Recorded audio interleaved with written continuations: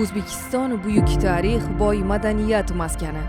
U sivilizatsiyalar chorrahasi, ilm va tafakkur beshigi, xalqlarni bog'lovchi ko'prik bo'lib kelgan.